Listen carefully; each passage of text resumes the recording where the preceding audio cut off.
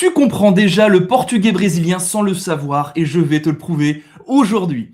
Et oui, on estime qu'un francophone peut décrypter en moyenne 40% du vocabulaire portugais écrit sans jamais l'avoir appris, et cela uniquement grâce aux similitudes et aux patterns de nos langues. Autrement dit, sur les 10 000 mots les plus fréquents du vocabulaire portugais, un francophone reconnaîtra en moyenne 4 000 mots immédiatement sans apprentissage au préalable. Et quelle est la raison? Eh bien, elle est très simple. Le portugais et le français sont tous les deux des langues romanes, des langues issues du latin. Et donc, c'est pour ça qu'il existe de vrais standards, des vrais schémas très fiables pour repérer les similitudes entre le portugais et le français. Et donc, en tant que francophone, c'est vraiment un levier énorme pour apprendre et pour progresser plus vite en portugais. Donc, tu vas voir que quand on les connaît, ces standards, on a vraiment l'impression de lire le portugais avant même de l'avoir étudié. Alors, reste bien jusqu'à la fin de cette vidéo avec moi, car je vais te montrer les 13 principaux patterns, les 13 principales similitudes à connaître pour te faire gagner beaucoup, mais alors vraiment beaucoup de temps. Et aí, vamos, bora! Oi, galera! Seja bem-vindo, seja bem-vinda no seu canal do Português Brasileiro. Sois le bienvenu sur ta chaîne du portugais brésilien. Si tu n'es pas encore inscrit, n'hésite pas à appuyer sur le bouton rouge pour recevoir toutes les nouvelles vidéos. Alors, le premier standard, le premier pattern, la première similitude entre nos deux langues, tu le verras très souvent, c'est les mots en portugais qui finissent par idade. En français, ce sera généralement IT. D'accord? On va voir tout de suite avec des exemples, ce sera beaucoup plus parlant. Si je te dis qualidade, qu'est-ce que ça signifie? Qualidade, je pense que tu dois avoir une petite idée avec ce que je viens de t'annoncer. Donc, ce qui termine en idade en français est IT. Donc, qualité. Ok, très simple. Je vais te donner une petite phrase pour exercer, pour se mettre dans le bain. A qualidade do produto é boa. La qualité du produit est bonne. A qualidade do produto é boa. D'accord, Émile. Montre-moi d'autres exemples pour vérifier cette règle. Vamos lá. Personalidade. O que seria? Qu'est-ce que ça signifie? Personalidade. Si je te dis personnalité, ok, c'est pas exactement comme ça que ça s'écrit en français, il y a deux N, mais bon, on a compris. Personalidade. Muito bem. Vamos continuar. Possibilidade. Possibilité. Muito bem. Aqui. Atividade. Activité. Oui, d'accord, il manque un C ici, mais c'est pour te montrer qu'on peut reconnaître quand même assez facilement. D'accord? Si tu vois le mot responsabilidade, à quoi ça te fait penser? Responsabilité. On en voit un dernier avec cette similitude. Je te dis universidade, tu me réponds université. Bravo à toi. Je te mets un j'aime. N'hésite pas non plus à mettre un petit j'aime si tu apprends beaucoup de choses dans cette vidéo. Donc, on a vu la première similitude qui serait donc IT qui devient idade. Maintenant, on va voir les mots qui terminent en français en sion et qui vont terminer en portugais en são. Ok? São. Ça peut être avec un C cédille ou avec un S. Donc là, ça, c'est vraiment très fréquent. Si je te dis informação, qu'est-ce que tu me réponds? Tu n'as pas deviné? Vraiment, je vais donner un autre exemple. Essa informação é importante. Cette information est importante. Tu vois, on va même voir ici un autre. D'accord? Donc, essa informação, information. Très facile. On va continuer avec un autre exemple. Situação, situação, situation. Tu vois, tu vas vraiment en trouver énormément. Là, je te montre quelques exemples, mais il y en a vraiment de très nombreux. Communication, tu auras deviné. Éducation, tu l'auras deviné. Et là, on verra avec un S, tu vois. Décision, décision, d'accord? Donc, on peut voir ici, ici, ce serait décision. On n'est pas vraiment sur décision avec T-I-O-N, mais on est vraiment sur quelque chose de très précis, très, très proche, d'accord? Décision, décisant. Donc, on a vraiment ce ION qui va virer un AO à la fin. Troisième similitude très fréquente en portugais brésilien, les mots en français qui vont terminer en ic peuvent terminer ok? Dans la majorité des cas, en ico ou ica. D'accord? Tu vas voir, il y a l'accord au féminin et au masculin. Donc, pratique, en portugais, pratico, pratica. D'accord? Encore une fois, là où il y a l'accent, c'est là où tu vas vraiment prononcer plus fort. C'est là qu'il y a l'accent tonique. Donc, pratico. D'accord? On va monter pratico, pratica. Isso è muito prático. D'accord? Cela est très pratique. Isso è muito prático. C'est très pratique. D'accord? Autre mot, d'accord? La politique. Regarde, la politique, ça ressemble énormément aussi. Politico, politica. Mais uma vez, com esse acento tônico, avec l'accent tonique pour renforcer. D'accord? Économique, economico, economica. On va toujours faire l'accord. D'accord? Donc, un autre. Alors là, il me dit que c'est faux parce que en fonction du portugais du Portugal ou du Brésil, l'accent n'est pas toujours exactement le même. Mais en portugais, c'est bien avec un accent circonflexe. Logico, logica.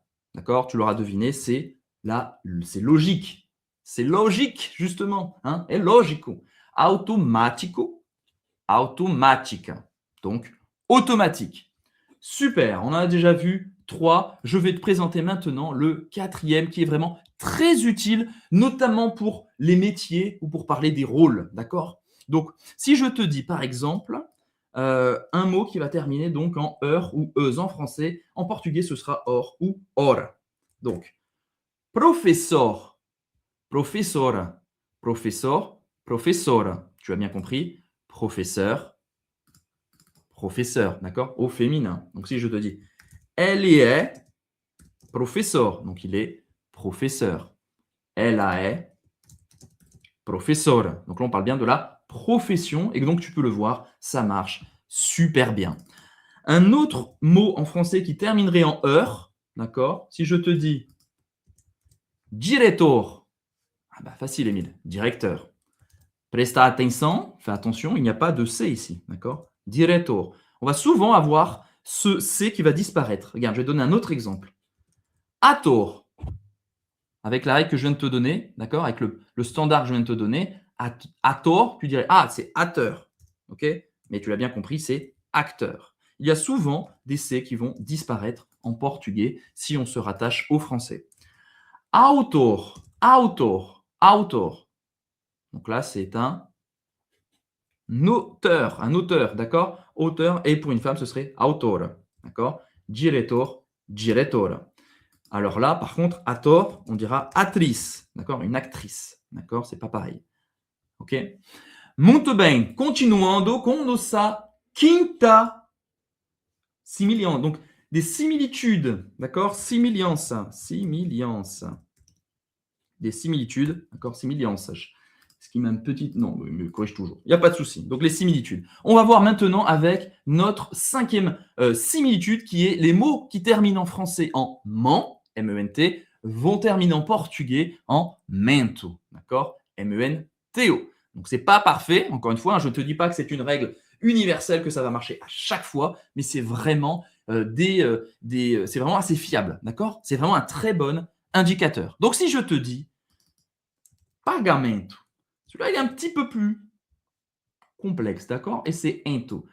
Pagament, pagament, ça te fait penser à quoi? Ça te fait penser à paiement, d'accord? Un paiement, pagamento.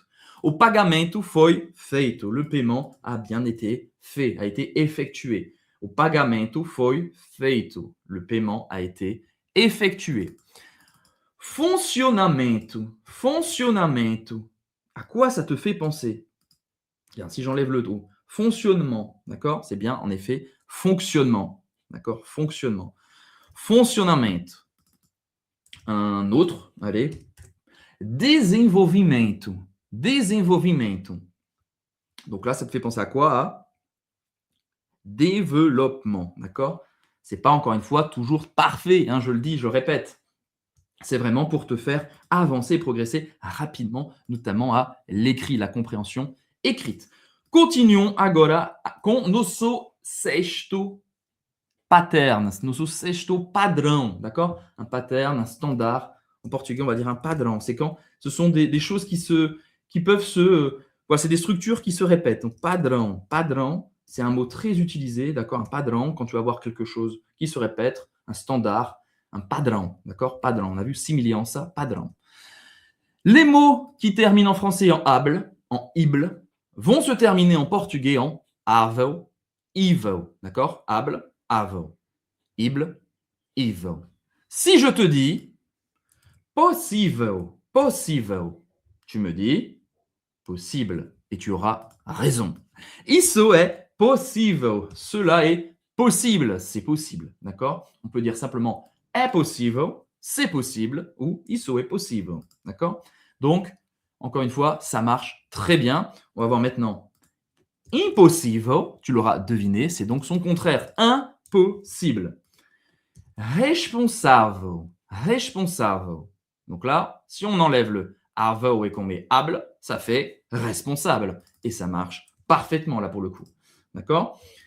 Aceitável. Aceitável. Donc là, on a acceptable. D'accord? Acceptable. Continuons avec notre 7e pattern, notre 7e similitude. Les verbes qui terminent en ER en français, d'accord, les verbes du premier groupe, on peut le dire, se terminent généralement, encore une fois, hein, c'est la même logique latine, on a vu, ce sont deux langues romanes, en AR, en portugais. Donc, si je te dis par exemple organizar, organizar, tu me diras organiser. Et tu as raison. Ici, c'est avec un Z. Fais attention. On va retrouver quelques verbes avec des Z. Mais uma vez, utilizar. Utilizar est utiliser. D'accord? Attention à la prononciation du U. On l'a déjà vu plusieurs fois sur cette chaîne. C'est le OU. D'accord? Comme si c'était pour nous notre OU. D'accord? Utilizar. Si je te dis informar. Informar, tu me dis informer. Fonctionnar. Fonctionner.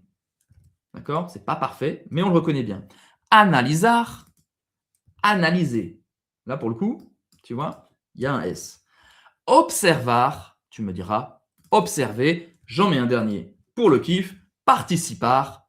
Participer. D'accord? Vou participar do evento. Je vais participer à l'événement. Vou participar do curso, do CPB. Hein, je vais participer du cours de portugais brésilien. Hein, petite parenthèse, si tu souhaites sortir de ton niveau actuel de zéro ou de débutant jusqu'à être bilingue et parler couramment le portugais brésilien, avec ma chère et tendre Roberta, nous avons créé il y a peu, il a été lancé en janvier, le cours de portugais brésilien qui est un programme d'accompagnement complet, d'accord, avec 90 leçons du portugais de la vraie vie, ça veut dire 90 leçons pratiques, d'accord, avec des cours qui sont 100% utiles et axés sur le portugais qui est parlé dans le quotidien par les Brésiliens, d'accord, avec des phrases qui sont vraiment actuelles, d'accord, et que tu verras aussi dans les séries ou dans tes films préférés. Évidemment, il y a notre accompagnement. On va t'offrir également des lives. Il y aura aussi la communauté des élèves et surtout une méthode qui marche, d'accord? Tu vas devoir appliquer ce qu'on appelle notre rituel CPB à chaque leçon, d'accord, pour pouvoir développer tes compétences communicatives que sont parler, comprendre le portugais brésilien, écrire, lire et penser en portugais. Donc, si ça t'intéresse d'en savoir plus sur le CPB, les inscriptions sont actuellement ouvertes. Je t'invite à cliquer sur le petit i, je me trompe toujours de côté, le petit i de la vidéo ou dans le lien qui est dans la description. Parenthèse fermée, revenons à nos moutons. Vamos voltar ao assunto. Numéro 8, les mots qui terminent en AIR en français termineront généralement en ario en portugais. C'est très fréquent, notamment pour les lieux, pour les fonctions ou même pour des documents. Par exemple, si je te dis dicionario, tu me dis dictionnaire, d'accord? C'est encore une fois pas parfait, il n'y a pas le T, tu verras, il y a pas mal de mots où le T peut disparaître. Je ne sais pas si j'en ai un. Fonctionner, tu vois, fonctionnement, fonctionner, fonctionnard. Fonctionner, qu'est-ce que ça peut être d'autre? Bref, parfois le T va disparaître, d'accord? Dicionario, d'accord? Dictionnaire. Si je te dis secretario, secretaria, donc là c'est secrétaire, d'accord? C'est aussi la profession, la fonction. Je suis secrétaire, Elle est secrétaire. Questionario, hein? Questionnaire, questionnaire. Por exemplo, o questionario est simples. Le questionnaire est simple. Questionario, d'accord? Encore une fois, avec l'accent sur le A. Et donc, c'est là où on va apporter plus d'emphase, de force dans la prononciation. Si je te dis, on en fait un petit dernier pour la route, itinerario, itinerario, un itinéraire, d'accord? Ça marche très bien. On va voir maintenant le numéro 9. Pour rappel, il y en a 13, d'accord? Les 13 principaux, ceux que moi je trouve, hein, c'est moi qui les ai vraiment, qui ai été les chercher, ceux qui marchent vraiment super bien. Donc là, on a les mots en français qui terminent en ans, que ce soit E-N-C-E ou A-N-C-E, qui vont terminer en portugais en encia, d'accord? Encia avec un E ou avec un A, avec l'accent. C'est aussi quelque chose qui marche bien, c'est très stable, on va dire comme similitude. Si je te dis diferença, diferença, d'accord? Je n'ai pas dit diferencia, comme j'ai pu te montrer dans le titre, mais ça marche aussi, d'accord? Diferença, diferença, d'accord? Donc ça, c'est vraiment ce qu'on appelle une exception orthographique, mais ça marche aussi super bien. C'est bien donc différence. Si je te dis importância, importância, isso tem importância. Cela a de l'importance, d'accord? On a bien importance. Confiança, confiança, confiança. Tu me diras confiance. Et pour terminer, experiência, experiência. D'accord? Experience. Muito bem, gente. Se você chegou até aqui, por favor, não esqueça de dar um like. Si tu es resté jusqu'ici, n'hésite pas à mettre un petit j'aime pour montrer au YouTube que tu trouves ça cool et que tu apprends des choses. Et nous, ça nous aide à valoriser notre travail, à le montrer à d'autres personnes. Et maintenant, on va voir, est-ce que j'en ai pas passé un, le numéro 10, les mots en français qui terminent en L, que ce soit avec un ou deux L, terminent en portugais avec EL ou ELA. Si je te dis natural, natural, d'accord? C'est naturel, d'accord? Donc là, c'est naturel. Si on l'écrit nous avec EL ou E2LE, natural en portugais, ça restera comme ça. Geral, donc là, c'est un petit peu différent, c'est général, d'accord? Général. Là, c'est un petit peu différent. Geral. Pessoal, pessoal, c'est personnel, d'accord? Personnel.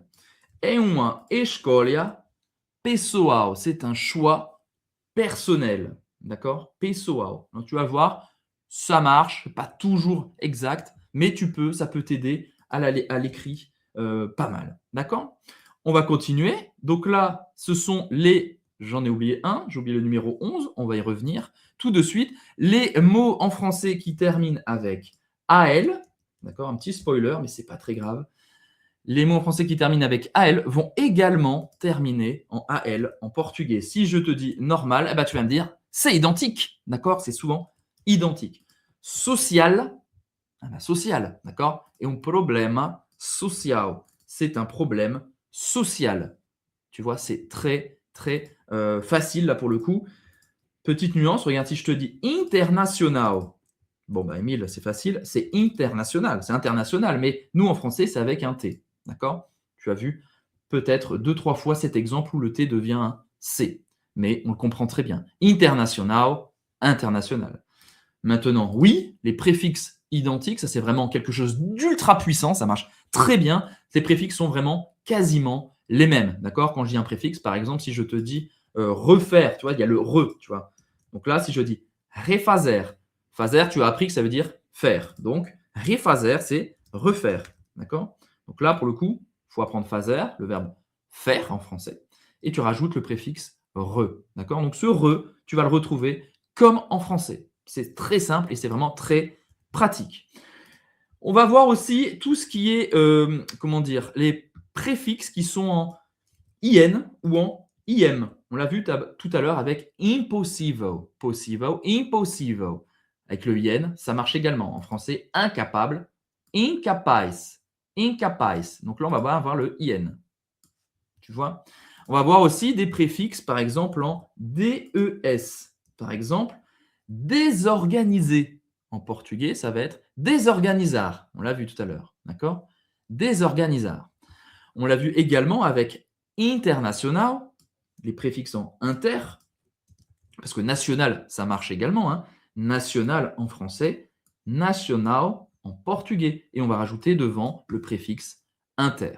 Et donc, on l'a vu, isso é impossível, c'est impossible. Il est où mon impossible? Il n'est plus là. Ah si, il est là, tu vois. Donc ça marche également avec le IM.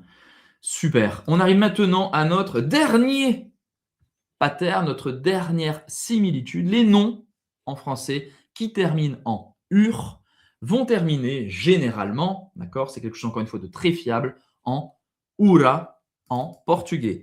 Si je te dis cultura, qu'est-ce que ça veut dire? Ça veut dire la culture. Muito bem. A cultura brasileira é rica. La culture brésilienne est très riche et riche. Si je te dis, j'ai failli dire un autre, mais qui marche très bien aussi, estrutura. Estrutura, c'est une structure. D'accord? Le C a disparu. J'ai failli dire escultura, une sculpture. Ça marche aussi. Escultura. D'accord? Une sculpture. Tu vois, ça marche également. Natureza. Tu vas voir, ça marche aussi pas mal. C'est nature. Donc là, on n'est pas en ura, on est en. Ça finit en era, mais on comprend que c'est un peu différent. Si je peux montrer, parce qu'ici, on a bien vu culture. D'accord? Donc, natureza. Oh, celui-là, limite, il ne marche pas très bien. Je l'enlève. On l'enlève. Parce qu'il n'est pas exactement dans la même structure. Donc, on a vu cultura, ça marche bien. Estrutura, escultura. Je vais même t'en rajouter un ou deux bonus qui n'étaient pas prévus. Je viens d'y penser à l'instant. Tu peux voir aussi que ce ES, généralement, en français, nous, on va commencer avec un S. Par exemple, là, je t'ai dit, c'est structure. Et bien, en portugais, ces mots qui commencent, les mots en français qui commencent par un S, généralement, ils vont avoir un E devant. Par exemple, si je te dis un mot, par exemple, le sport, sport en français. En portugais, il va y avoir un E devant. Ça va être esport. Ça ressemble beaucoup. Mais il va y avoir un E. Sculpture. Nous, en français, on va l'écrire comme ça. Sculpture. En portugais, tu vas rajouter le E devant. Donc ça, c'est un autre moyen de reconnaître un mot aussi. Tu vois? Donc là, c'est vraiment devant. Devant le mot. Un mot en français qui commence par un S, tu peux retrouver devant un E. Et c'est très fréquent. D'accord? Je vais même t'ajouter un autre petit bonus qui sont des mots qui sont vraiment quasiment identiques, souvent d'origine latine, voire même scientifique, des mots scientifiques qui sont très présents dans le langage professionnel, dans le langage académique, dans les médias. Et ça, c'est vraiment des mots qui apparaissent très souvent. Système, systema, tu l'auras compris, hein, système, méthodo, hein, une méthode, hein, et ces méthodos fonctionnent, d'accord? Si on parle de la méthode CPV par exemple, et ces méthodos fonctionnent, et ces méthodos fonctionnent, c'est une méthode qui fonctionne. Pourquoi? Parce qu'elle a été approuvée par plus de 5000 étudiants, d'accord? Pour ceux qui nous découvrent, hein, parce que d'habitude je suis avec Roberta avec moi qui est brésilienne, moi je suis français. Pour ceux qui nous découvrent, on a donc commencé notre carrière dans l'enseignement des langues en enseignant donc le français aux Brésiliens. D'accord? Ça s'appelle Afrancesados. C'est une autre chaîne YouTube qu'on a lancée il y a déjà maintenant 8 ans. D'accord? Où on a enseigné donc le français aux Brésiliens. Et donc, on a aujourd'hui 5000 élèves brésiliens qui ont suivi notre cours complet, qui sont aujourd'hui fluent, qui sont aujourd'hui bilingues, qui parlent couramment le français. Et donc, cette année, en 2026, on a décidé de lancer l'inverse, on va dire le penchant pour les francophones qui veulent apprendre le portugais brésilien. Et ça marche très bien. On est vraiment très heureux des premiers retours. On va voir peut-être d'autres exemples avec on va dire cette similitude des mots quasiment identiques. Si je te dis programme, tu vas me dire programme, projeto, projet. Si je te dis analyse, ok, tu vas me dire analyse. Encore une fois, regarde, estratégia, stratégie, on a encore ce E devant, d'accord?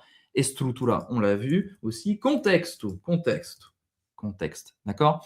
Encore une fois, petit disclaimer, hein, quelque chose d'important, je l'ai déjà dit, je le répète, hein, ces schémas, ces similitudes, elles fonctionnent très souvent, mais pas à 100%. Hein. Il y a aussi évidemment des faux amis. Hein, je t'invite à vérifier ces faux amis. J'ai fait une vidéo spéciale sur les faux amis. Je vais te laisser cette vidéo dans le i également.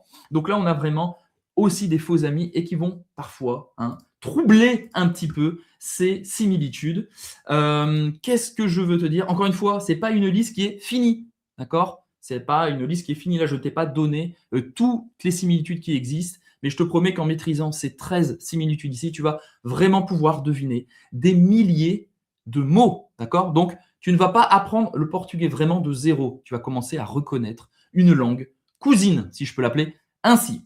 Voilà, j'espère que cette vidéo t'a plu. N'hésite pas à mettre un petit like en dessous et de partager avec ta famille et tes amis qui souhaitent apprendre le portugais brésilien ou qui souhaitent voyager au Brésil. On se retrouve la semaine prochaine, comme d'habitude, sur ta chaîne préférée. À très bientôt. Salut!